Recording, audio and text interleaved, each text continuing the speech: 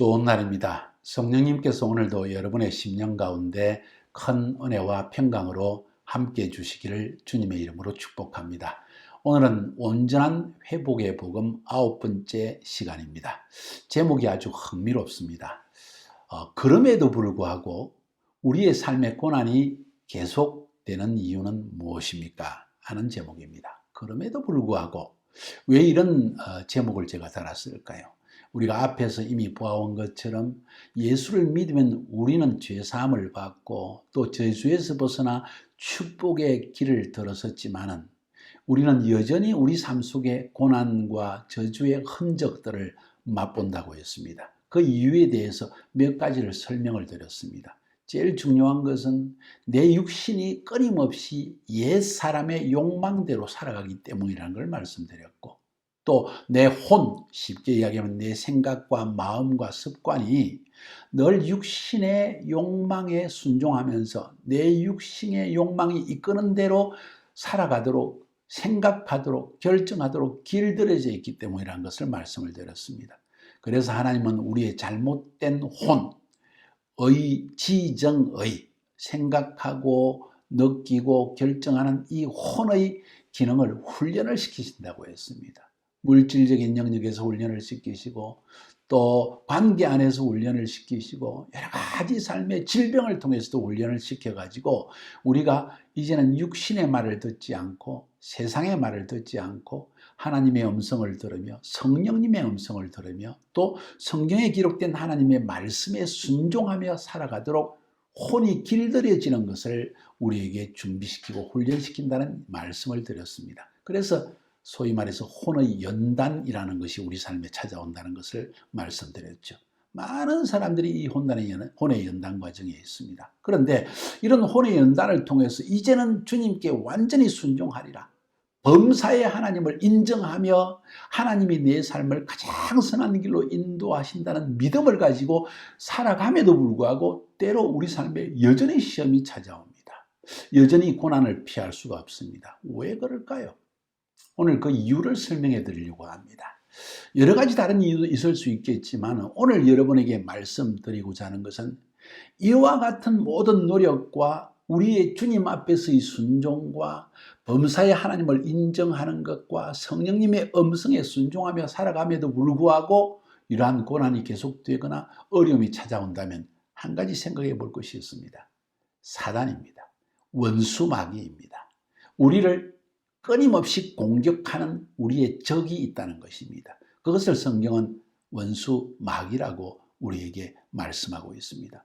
그래서 우리가 우리의 삶에 이유 없이 고난이 계속되어질 때 한번 딱 생각해 보아야 될 것은 사단이 내 삶 가운데 역사하고 있구나. 원수 마귀가 내 삶과 내 가정과 내 부부 생활과 내 직장과 나의 모든 영역에서 내 자녀의 삶에까지도 지금 시험을 던지고 있는 것은 아닌가 하는 것을 생각해 보는 것은 굉장히 중요한 일입니다.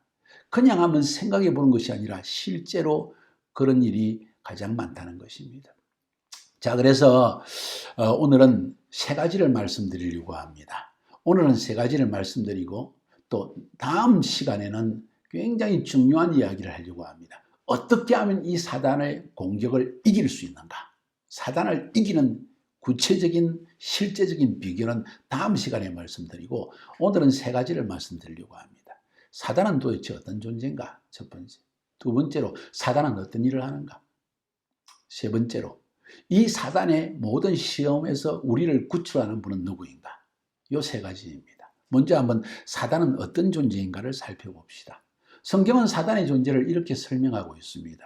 계시록 12장 7절부터 9절까지 보면 이런 이야기를 설명하고 있습니다. 하늘에 전쟁이 있으니 미가엘과 그의 사자들이 용과 더불어 싸울 새 용과 그의 사자들도 싸우나 이기지 못하여 다시 하늘에서 그들이 있을 곳을 얻지 못한지라.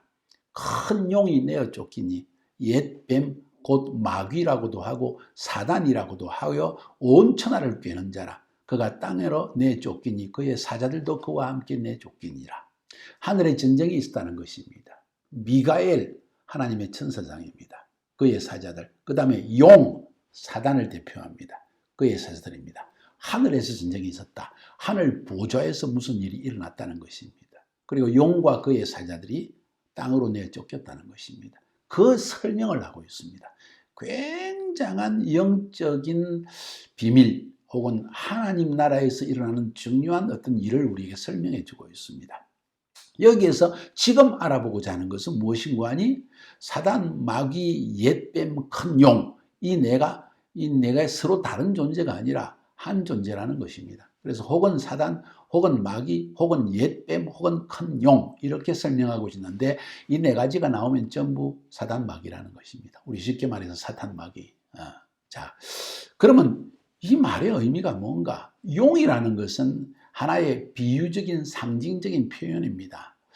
옛날에도 용이라고 하면 중국 사람들은 황제를 상징할 때 용을 이야기했고 또 전 세계의 어떤 전설들이나 이런 걸 볼 때 용은 항상 어둠의 세력을 상징하는 큰 권력을 힘을 상징하는 존재로서 용을 상징했습니다. 옛뱀이라는 것은 에덴 동산에서 하와를 유혹해서 넘어지게 했던 그 뱀, 그것을 얘기하는 것입니다. 마귀, 사탄이란 말은 왜 사용했을까? 마귀라는 말은 헬라 말입니다. 그리스 말이라는 거예요. 디아볼로스라고 하는데 분리시키는 자. 하나님과 우리 사이를 분리시키고 또 성도들 사이를 분리시키는 자. 부부 사이를 갈라놓는 자. 이게 마귀라는 거예요. 그래서 디아볼로스. 사탄이라는 것은 히브리 말로 사타나라고 하는데 사타나는 대적하는 자. 하나님을 대적해서 일하는 자.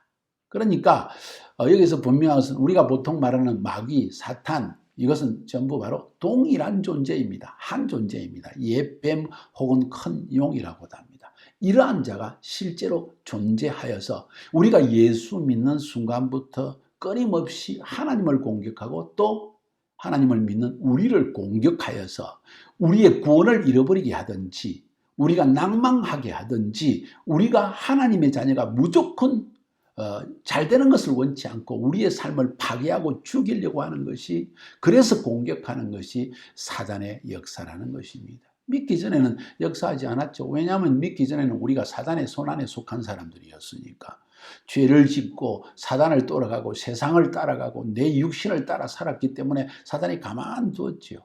근데 예수 믿는 순간부터 사단은 공격하기 시작합니다.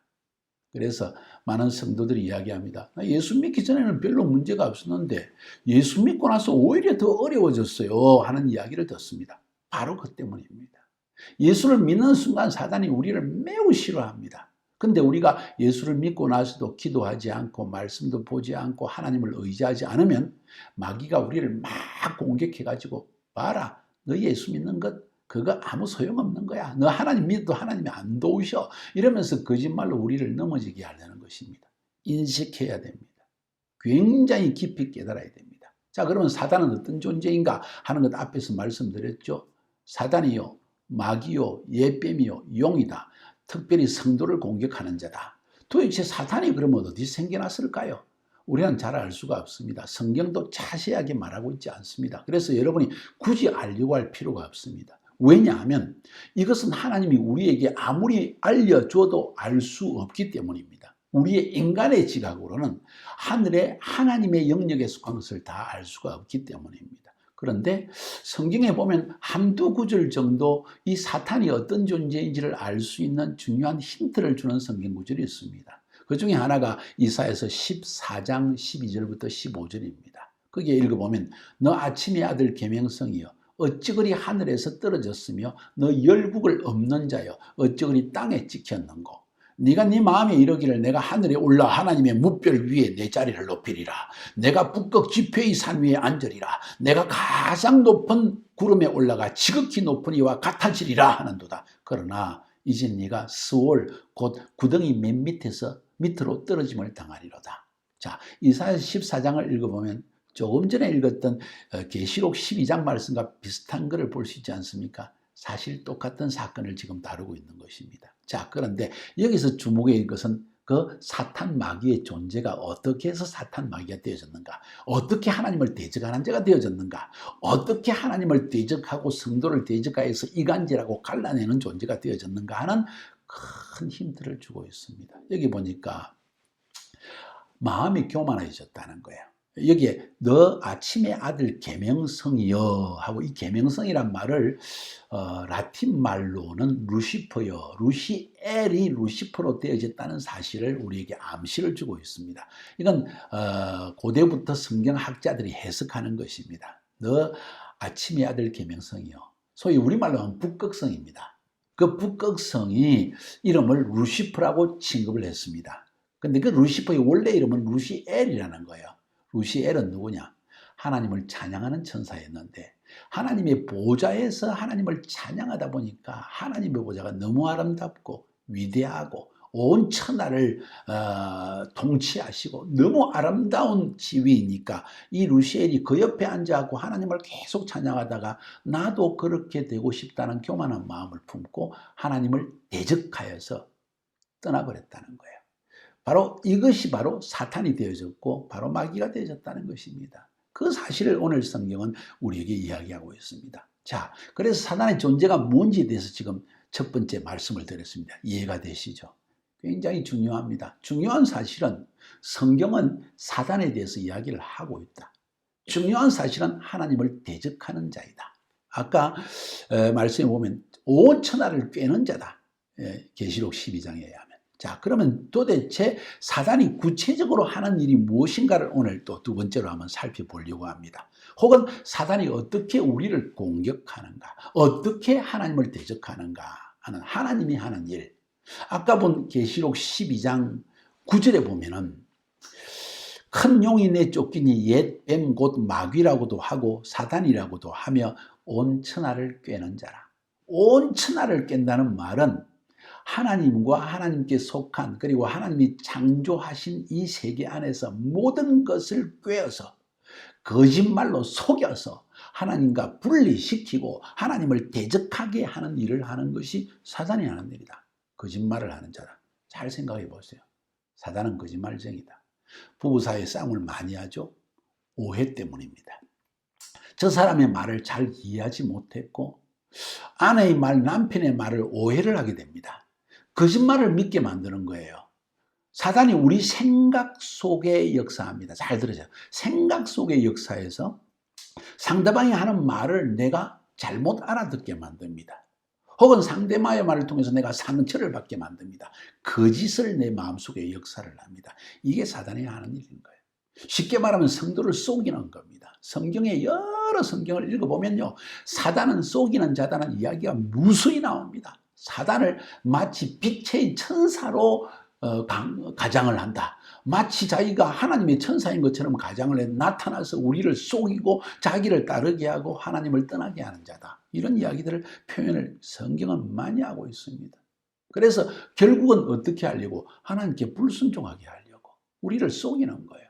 하와에게 나타난 게 누굽니까? 옛뱀 마귀입니다. 뭘 했습니까? 하와를 속였습니다. 네가 하나님처럼 될 수 있다고 속이는 거예요. 하나님이 너한테 지금 동산 중앙에 있는 생명나무 그리고 선악과나무 먹지 마라 그랬지. 속였습니다. 하나님은 선악과만 먹지 말라 그랬지 생명나무는 먹고 영생하라고 그랬습니다. 그런데 이 사단은 속이는 거예요. 마귀는 속이는 겁니다. 그래서 결국은 하와가 그 속임의 말을 듣고 아담을 통한 하나님의 말씀을 들은 것이 아니라 사단의 말을, 속임수의 말을 듣고 그냥 넘어가 버린 거예요. 이래서 죄를 짓게 된 거예요. 심지어는 사단은 예수님에게까지 역사를 했습니다. 기억하시죠? 예수님은 40일 광야에서 금식을 했습니다.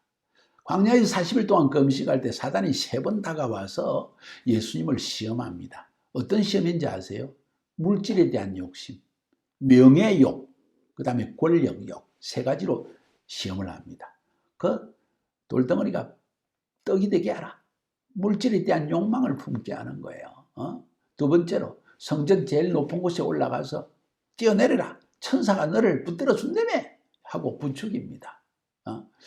네가 뛰어내려서 천사가 부축이면 사람들이 와 메시아다 하지 않겠느냐 하고 명예욕을 자극합니다. 사람에게 인정받고 싶은 심리.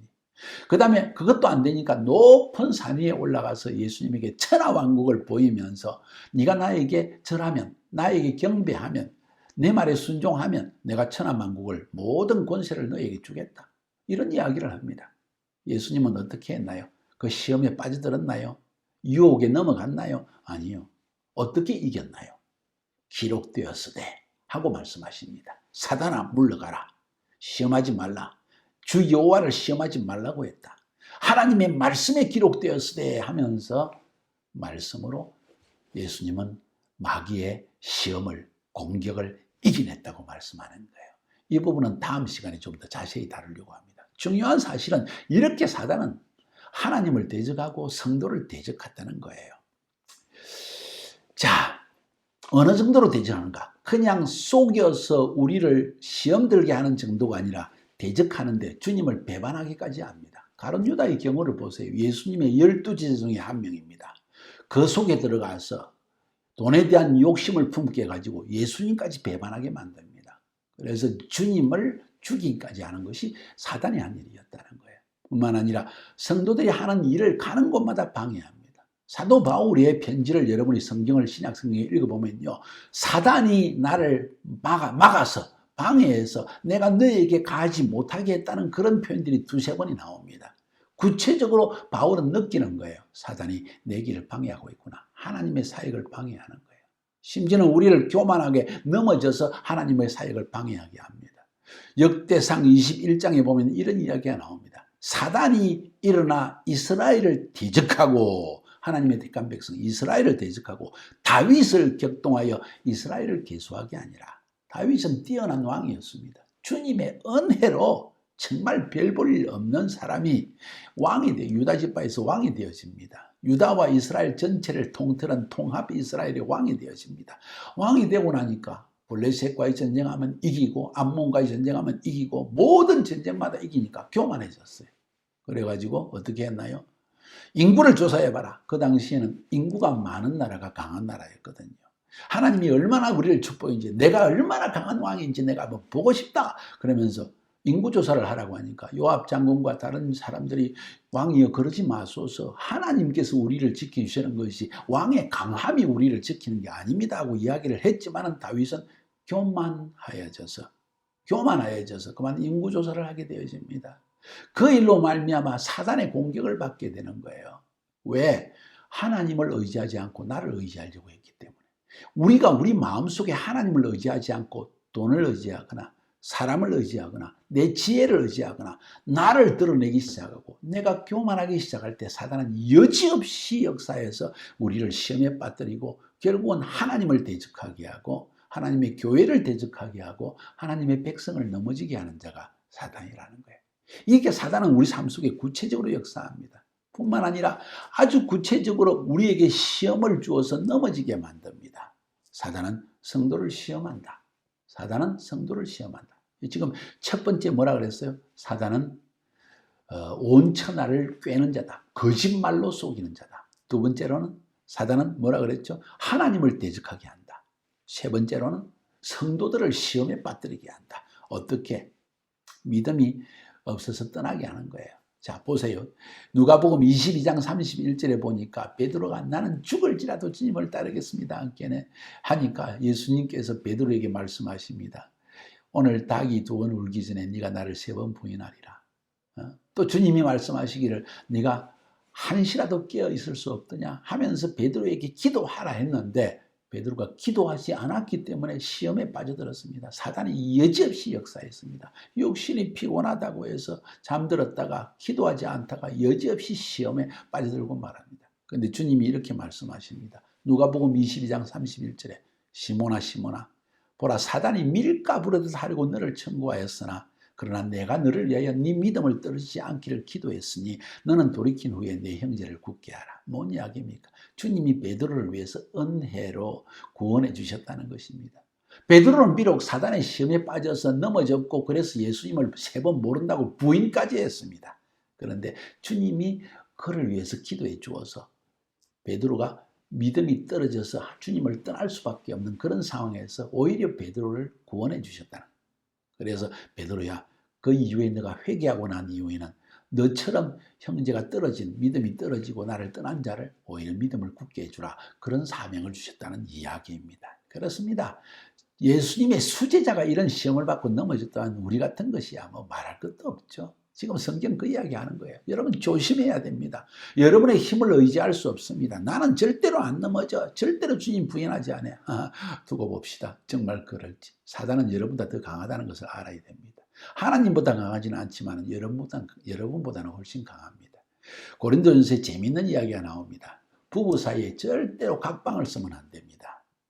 각방을 쓸 때는 기도할 일이 있을 때, 여보, 아마도 내가 오늘 한 3일 동안은 기도해야 되겠어. 내가 오늘 밤에 주로 기도해야 되겠고, 낮에는 일하러 가야 되고 바쁘니까 밤에 기도할 테니까 부득이 당신 혼자 자야 되겠어. 이렇게는 말할 수 있지만 대개의 경우에 부부 싸움을 하게 되면 해가 질 때까지는 품을 품지 말라고 했는데 해 질 때까지 싸우다가 밤새도록 싸우다가 나중에 새벽에도 같이 자지 않고 각방을 써버리는 경우가 있고, 그러다가 하루 이틀 사흘 지나가면 이제 시험에 들어가지고 보기도 싫고 이제는 더 상처를 받게 되고 서로가 사단의 시험에 빠진 거예요. 고린도전서 7장 5절에 그래서 이런 이야기를 합니다. 서로 분방하지 말라. 다만 기도할 틈을 얻기 위하여 합의상 얼마 동안은 하지만은 다시 합해라. 다시 같이 자라.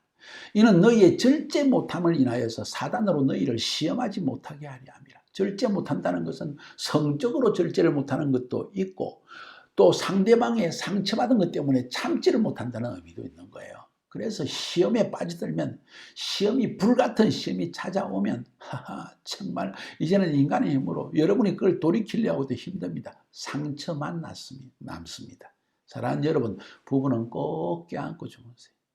아무리 힘들어도 꼭 한 이불 밑에서 서로 화해하고 평안한 잠을 자도록 하세요. 그렇지 않으면 반드시 사탄이 틈탑니다. 기억하세요. 피할 수가 없습니다. 이렇게 사단은 우리를 시험에 빠뜨리는 존재입니다. 그냥 마음으로만 시험 들게 할까요? 아니요. 육신도 병들게 합니다. 누가복음 13장 16절에 보면은 이런 이야기가 나옵니다. 18년 동안 혈류병으로 병들어 있는 여인이 예수님의 옷자락을 만져서 낫는 이야기가 나옵니다. 그때 예수님께서 그 혈류병 걸린 여인에 대해서 뭐라고 말하는 거니? 보라, 사단에게 18년 동안 매인 아브라함의 딸을 안식일이라고 내가 고치지 않겠느냐? 이런 이야기를 하시는 거예요. 18년 동안 사단에게 매인 바된 아브라함의 딸이다. 예수 믿는 사람도 사단의 공격 때문에 병들 수 있다는 것. 사단이 우리를 메어서 병들게 한다는 것. 여러분 기억하세요. 이런 공격 받아서는 안 됩니다. 여러분 주님께 은혜를 구해야 됩니다. 뿐만 아니라 사단이 공격하는 가장 중요한 것 중에 한 가지는 우리에게 말씀을 깨닫지 못하게 합니다. 말씀을 빼앗아갑니다. 여러분 예배 시간마다 계속 말씀만 딱 시작되면 까딱 자는 사람 있죠? 문제 많습니다. 사단이 시험 주는 거예요, 여러분. 중요한 것은 어떤 사람은 듣기는 듣는데 딴 생각을 계속해서 하나님의 말씀을 깨닫지 못하는 경우도 있죠. 그것도 문제입니다. 왜 그런지 아세요? 말씀은 그냥 듣기 위한 게 아니고 깨닫기 위한 것입니다. 깨달을 때 그 말씀은 우리의 영이 되고 우리의 생명이 되어집니다. 제가 좋아하는 말씀 알죠? 요한복음 6장 63절에 내가 너희에게 이런 말이 영이요 생명이니라. 이 말은 하나님의 말씀이 우리 안에 깨달아질 때 우리의 영을 강건케 하고, 영이 강해지면 사단이, 영적 존재인 사단이 우리를 공격할 때 내 영이 깨어있기 때문에 사단이 공격하는 것 같다는 걸 느낍니다. 여러분 잘 들으세요. 하나님의 말씀을 깨닫고 매일 하나님의 말씀을 듣고 깨닫고 그 말씀을 붙들고 기도하는 사람은 사단이 공격을 할 때 우리가 이게 사단이 공격이라는 걸 느끼기 시작한다는 거예요. 근데 기도 시간에, 예배 시간에 끄벅끄벅 졸고 기도도 힘들고 무슨 기도를 해야 되는지 모르고 중언부언하다가 그냥 일어나면 기도 힘들다 이런 사람들이 있죠. 사단의 시험에 꼭 빠져듭니다. 영적으로 깨어있지 않기 때문에 사단의 시험을 하는데도 사단이 시험한다는 사실조차도 모르게 된다는 거예요. 이게 큰 문제입니다. 사랑하는 여러분, 너무너무 중요한 말씀을 지금 여러분에게 들리고 있는 것입니다.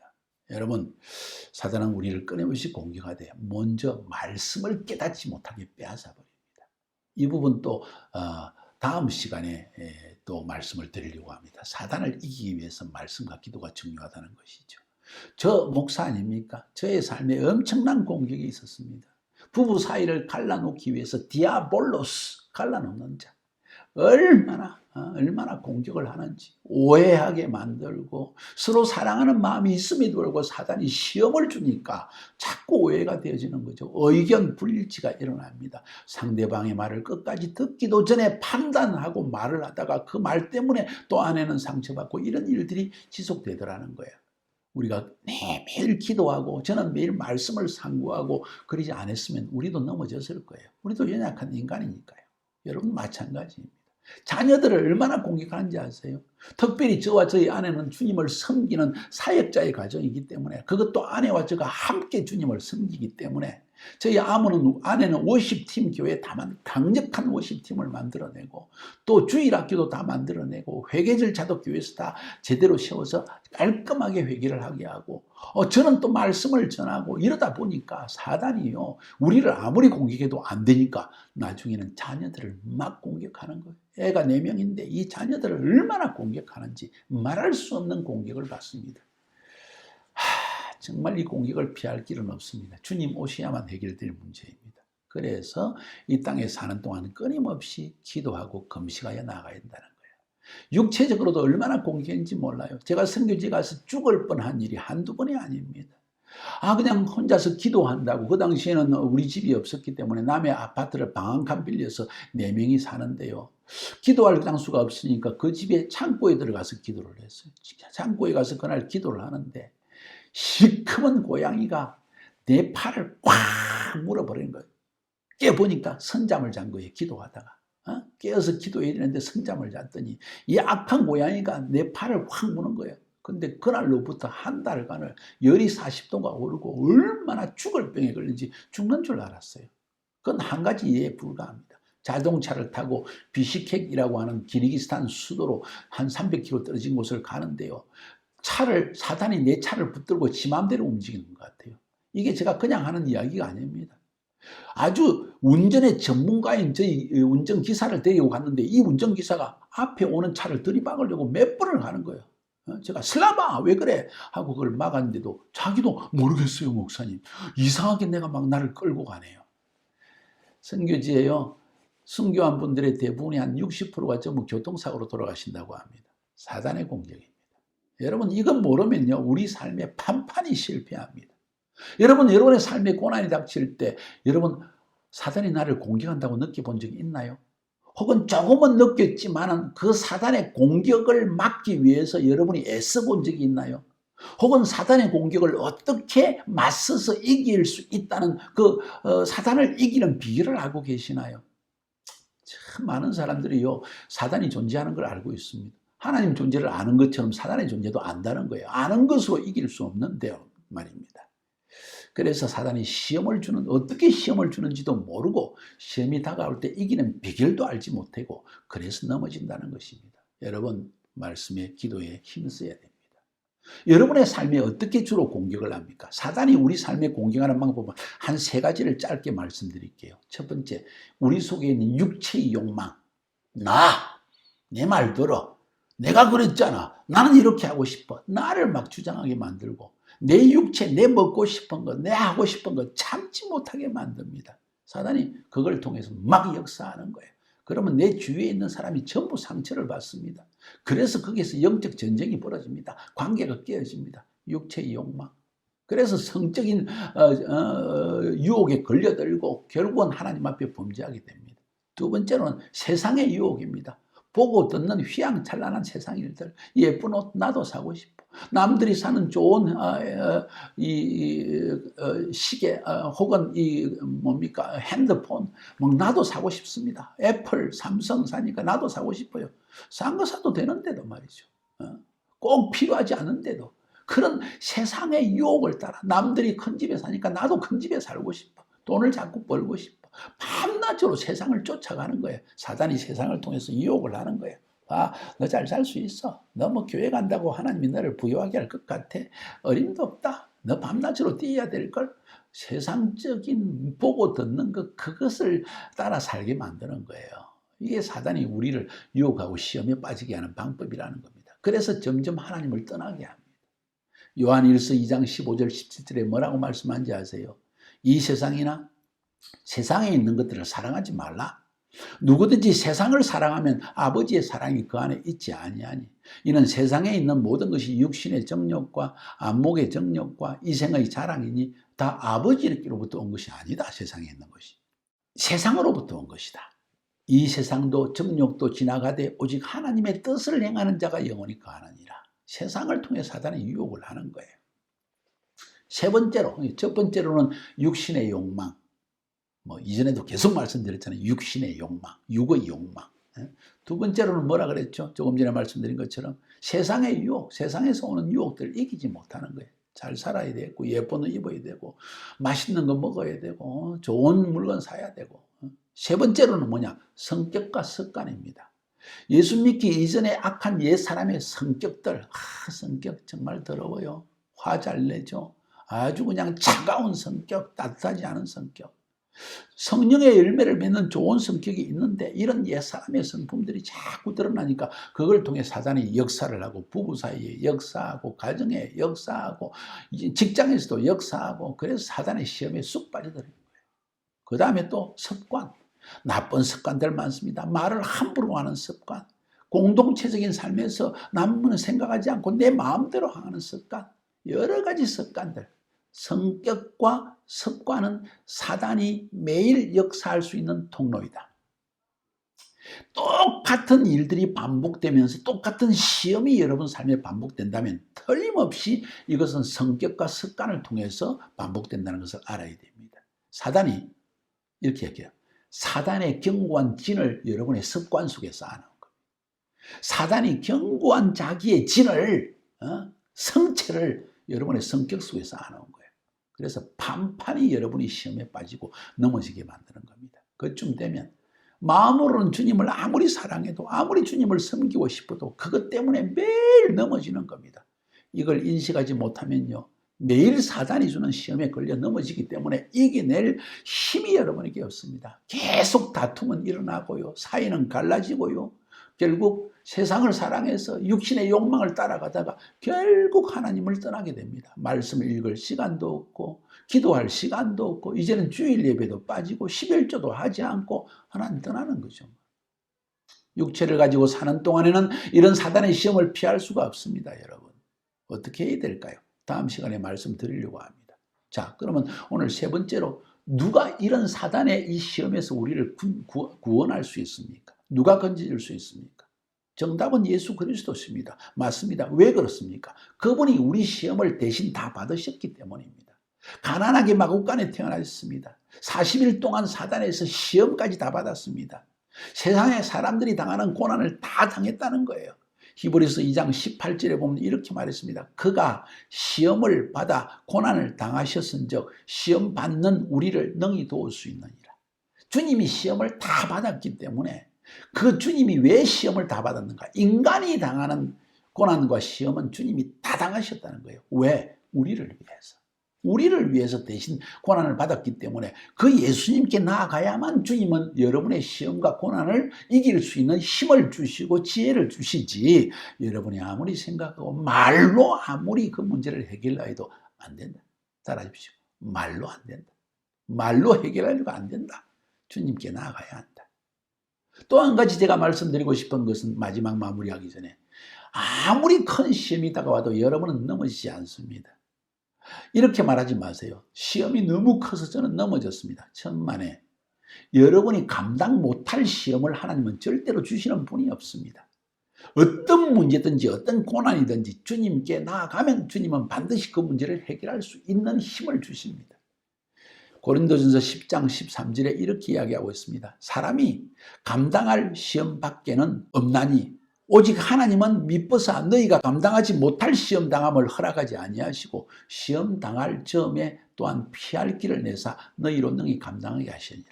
하나님은 우리가 시험을 이기지 못할 정도의 시험은 우리에게 허락을 안 하신다는 거예요. 사단이 아무리 공격해도 그만큼 더 이상 시험하지 마, 내 아들에게 더 이상 그 시험을 이길 능력이 없어 하고 하나님 막아주신다는 겁니다. 그러니까 여러분 어떤 시험이 와도 여러분이 이길 수 없는 시험은 없는 거예요.